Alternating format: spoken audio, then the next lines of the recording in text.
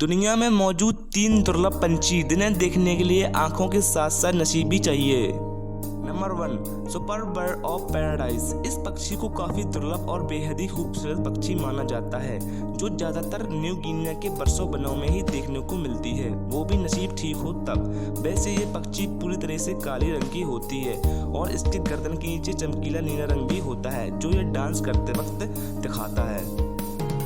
Number 2, the greater sage of gross.